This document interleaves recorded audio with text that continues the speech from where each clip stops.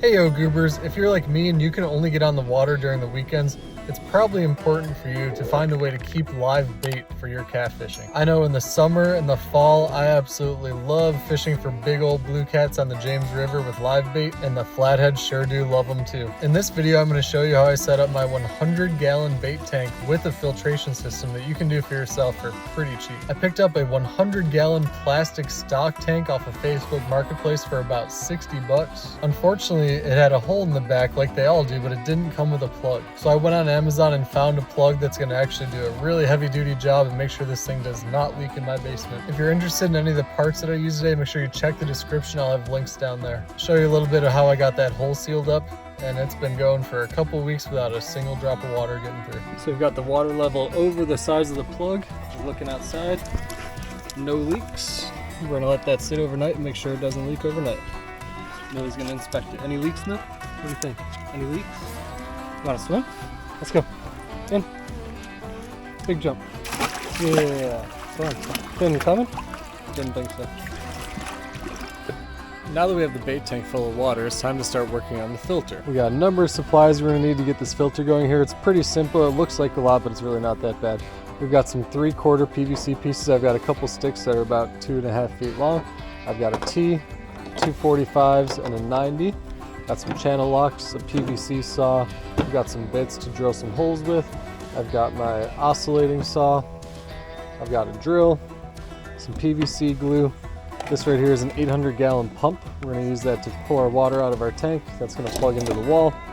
We've got some charcoal filter, some lava rock, and some other filter back here, and then 2 big 5-gallon buckets. Now I'm not using round buckets, I'm going to go with square-based buckets. You'll see why in a minute. We've also got this little piece right here. It's an adapter that's going to go from the 3/4 PVC onto our tubing for our pump.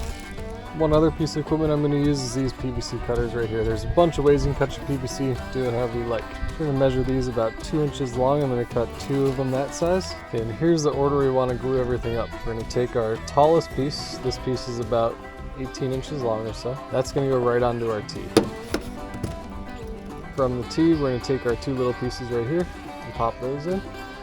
And now with your 45s, you're going to pick a direction. So this is going to help flow our water out the bottom. I'm going to want mine to go clockwise. It really doesn't matter, but just pick whatever you're comfortable with. Just make sure those are going to lay nice and flat on the bottom, and you want those to go opposite each other. And we'll need one more little piece about 2 inches long to connect our adapter to. Okay, so now we're going to take one of our buckets and sacrifice it. We're going to peel the handle off. That's going to go in the trash. Flip this bad boy over. We're going to drill a couple holes in the bottom. I'm going to use a bunch of pieces a little bit on the larger size, so we're using a 5/8 inch drill bit here. We're just going to go ahead and punch a bunch of random holes in here. And now we're going to jump up to an 1.25 inch bit and put that dead center in our bucket. Looks like that wasn't quite big enough, so we're going to go ahead and take the step bit and bump it up a little bit. Yeah, that looks like it'll do the trick just perfect. With the razor blade, I'm just going to go around and clean these holes up a little bit. They don't have to be perfect.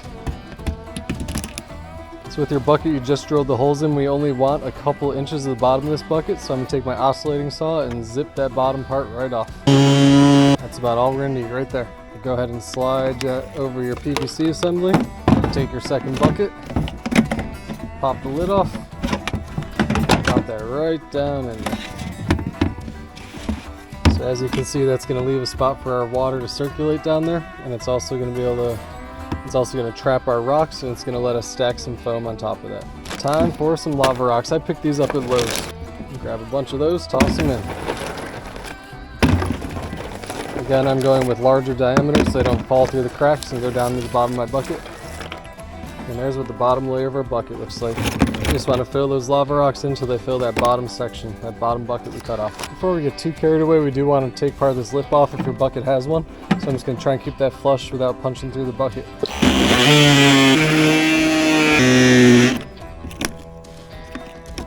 Mostly just want a nice flat surface there so we can install our drain overflow.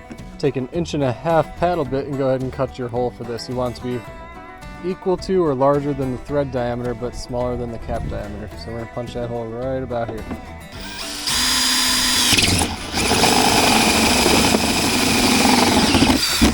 keep this from leaking, we're gonna put a little bit of marine goop on the inside seal here. My hole is just about the same as the thread diameter, so I'm gonna be able to screw that in and make a really tight fit.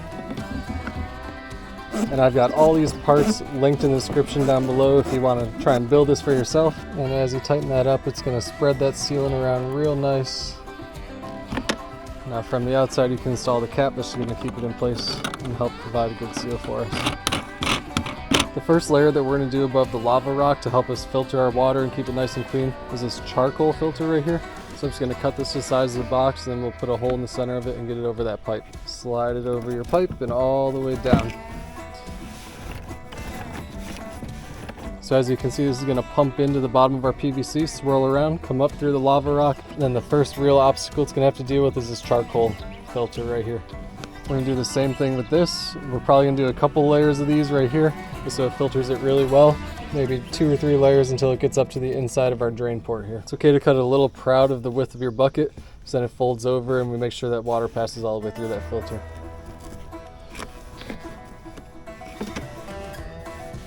Tuck it down in there, and we've got tons of filtration built into this bucket now. Again, water's going to come in down the pipe to the bottom of the bucket. It's going to rise up as it fills the bucket, through the rocks, through the charcoal filter, through this blue and white filter. We're going to leave that 1.5 inch paddle bit in and drill a hole in the top of our bucket, just about dead center. Now all you got to do is slide your cap on your bucket. Doesn't really matter if that's watertight or not. Water should never go above the exit port. I went with a large enough exit port here. This is 1 1/4 inches, and we're pumping in 3/4 inches, so in theory it should be able to flow out faster than we're filling it up. And that's pretty much it for the build. We need to go inside.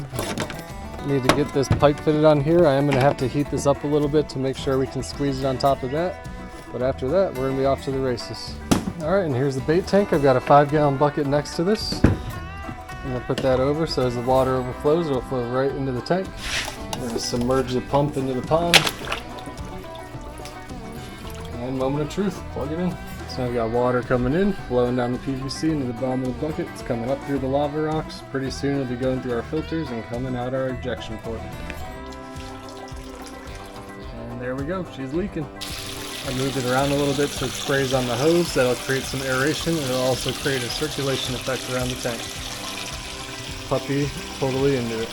Check that out. What do you think, Millie? Our baits are gonna love it in here. We were able to grab a couple little buddies here at the lake, and we're gonna toss those in the tank. Introduce our first residents to the bait tank.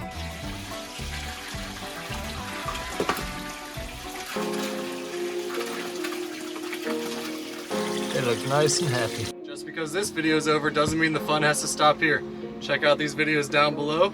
Catch you some more goobers while you wait for our next video to drop. Later.